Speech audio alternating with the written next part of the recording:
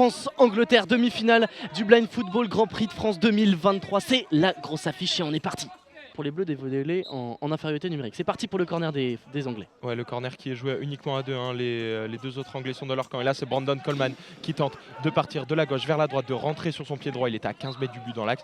Il a frappé, mais cette frappe enroulée, elle passe loin du poteau gauche de Benoît Chevreau dans la zone A. Avec un ballon pour Tidiane Diakité. Qui va se retrouver face à Dylan Malpass. Aïe aïe aïe aïe aïe aïe aïe aïe. La conduite de balle de Tidiane Diakité, juste un tout petit peu déficitaire sur la fin. Et ce ballon qui a roulé sans qu'il ne puisse frapper jusque dans les gants de Dylan Malpass.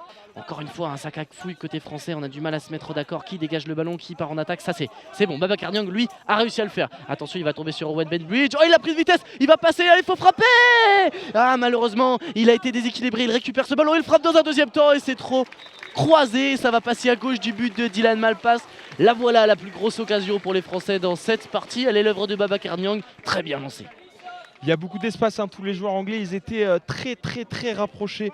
Ils étaient tous dans le camp français, à l'exception de Owen Benbridge, mais il a été pris de vitesse par Babacar Niang et toute sa puissance, toute sa technique. Et là, le jeu qui est arrêté, puisque Owen Benbridge, il a perdu son masque. Villeroux qui est un petit peu en retard, mais qui fait son retard superbement fait, qui prend le ballon, repart tout droit le long de la barrière de la zone C vers la zone A. Il va être face à 3 défenseurs, ça va être compliqué. Voilà, jolie feinte de Fred Villeroux qui va aller se faire un chemin jusqu'au but avec cette frappe depuis les 7 mètres. Et ça a été bien repoussé par Dylan Malpass, mais c'est pas fini avec Martin Barrault qui va pouvoir frapper. Il a été contré dans un deuxième temps par Roy Turnham.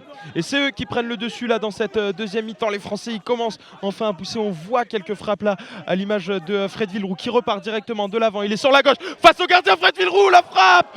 Il était face au gardien au niveau du point de pénalty. Il a frappé de son pied droit une frappe puissante croisée que Dylan Malpass dégage immédiatement dans cette zone. À sa bataille fort dans le corner entre Martin Baron et Brandon Coleman. Ah, c'est de la part de Daniel English, il n'arrive pas à s'emmener le ballon correctement, il le reprend et il part dans la zone C. Bon, super brato pour éliminer Fred Villeroux, il va re-zigzaguer. Oh, c'est très bien fait de la part de Daniel English, heureusement pour les Français. La finition est manquée, pied gauche, elle va passer à gauche du but d'Alessandro Bartolomucci. Et Villeroux peut repartir à l'attaque côté français. Avec dans le rond central un duel bien fait, il a éliminé un premier défenseur, il va en éliminer un deuxième. Il est passé! Et le nouvel arrêt de Dylan Malpass, cette fois du pied gauche, sur sa gauche alors qu'il était pris à contre-pied. Il a réussi à avoir ce réflexe du pied gauche, c'est très bien fait. Encore une fois, Fred Villeroux tout près de la vérité. Et ça vaut clairement un but, hein, ce genre de parade. Babacar Niang qui part ce ballon balle au pied vers son camp, il revient sur ses pas, il se dirige le long de ce mur de la zone B sur l'aile droite de l'attaque française. Voilà, il va longer ce mur pour tenter de centrer. Ça, il est passé, il rentre dans la surface, il frappe. Et encore un arrêt de Dylan Malpass qui avait bien bouché l'angle au premier poteau. Le ballon est immobile au niveau vraiment du point de corner. Il est sur la ligne ce ballon et il y a une protection de balle de la part de Babacar Niang. On est à 1,43, on l'a dit de cette fin de cette période, il faut que les Français puissent scorer avant la fin, ils en ont les occasions. Allez, Fred Villeroux, une nouvelle fois face à Dylan Malpass. Aïe aïe aïe, il y a le pied de Owen Benbridge qui traînait sur ce crochet intérieur qui aurait éliminé tout le monde. Une nouvelle frappe peut-être à venir. Oh, le poteau. Ça fait trembler la cage, elle tremble encore la cage tellement elle était puissante. Cette frappe pleine lucarne de Fred Villeroux qui a fracassé le montant gauche de Dylan Malpass. Ah, c'était pas une frappe, c'était une roquette là qui est partie pleine balle d'un crochet, d'un râteau. Il a mis 2 joueurs anglais dans le vent et il était plein axe à 8-10 mètres du but. Et une sacoche, une lourde dans la lucarne, mais elle a fait trembler le poteau et le stade. Voilà, il était vraiment au niveau du point de pénalité. Il était battu au Wayne Bridge, Dylan Malpass, pardon. Il passe dans l'axe de la droite vers l'axe pour Fred Villeroux, mais malheureusement c'est Roy Turnham qui se saisit de ce ballon et qui va se présenter. Bientôt Roy Turnham face à Alessandro Bartolomucci. Ça cafouille dans la surface de réparation française sur la droite. Il frappe le poteau qui vient sauver l'extérieur du poteau droit. Il était à gauche de la surface de réparation. Une frappe à ras terre. Surprise entre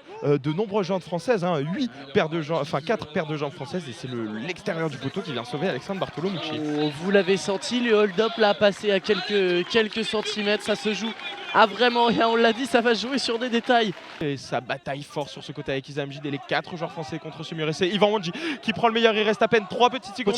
Faut tirer, c'est fini. Séance de tir au but entre l'équipe de France et l'équipe d'Angleterre. Les gardiens, après avoir eu à s'illustrer pendant toute cette rencontre, vont pouvoir continuer. Grosse tension, hein, les Anglais. Deuxième séance de tir au but pour eux aujourd'hui. Alors ce matin, c'était sur la gauche du gardien, qu'il avait fait sur la gauche de Kerem Yildirim, le gardien turc. Cette fois, on va observer la décision de Daniel English. Il parle avec son joueur, le guide. Oh, il est très beau. Même côté que ce matin, Daniel English sur la gauche d'Alessandro Bartolomucci sur la droite du but. Dylan Malpass, tout vêtu de bleu avec ses fameuses genouillères orange, extrêmement souple le gardien, un style très particulier, un gardien de hand, un style vraiment très élastique, il peut monter les jambes et les écarter très loin. Mais face à lui, c'est Ivan Wandji. Ivan Wandji qui prend l'élan, qui frappe, c'est à côté. Ivan Wandji, ça passe à gauche du poteau droit de Dylan Malpass. Ah, c'est Brandon Coleman qui va tirer. Lui, c'était la lucarne gauche. Ce matin, il met cette jambe d'appui devant, cette jambe de frappe en arrière et va se lever pour frapper. C'est parti. Oh là là, il a transpercé Alessandro Bartolomucci sur sa gauche, sur la droite du but, pleine lucarne, hyper puissant, rien à dire. Vraiment les deux mêmes frappes, deux mêmes endroits entre Daniel English et Brandon Coleman. Et là, il n'y a déjà plus le choix pour Tidiane Diakité. Allez, Tidiane Diakité, son numéro 11. Faire parler l'expérience.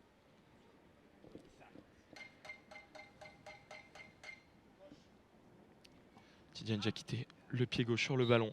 Face à Dylan Malpass, il prend 2 pas d'élan. Diakité, la barre qui vient qualifier les Anglais pour cette finale. Il a un tout petit peu marché sur le ballon. Tidiane Diakité, avant de frapper, il a envoyé une énorme sacoche sur la barre. Le ballon est reparti au milieu du terrain. Ces Anglais qui se qualifient après avoir été dominés pendant toute la seconde période. Ils sont au milieu du terrain et on comprend leur joie aux Anglais qui se qualifient après un match, une deuxième partie de rencontre assez compliquée pour eux. Malheureusement pour les Français, eh bien, le prochain rendez-vous, ce sera la petite finale face au Japon. Ce sera à 16h30, ça dit, si je ne dis pas de bêtises. La finale, elle, ce sera Brésil-Angleterre pour ce Grand Prix de France 2023, ce Blind Football Grand Prix de France 2023, samedi à 20h30.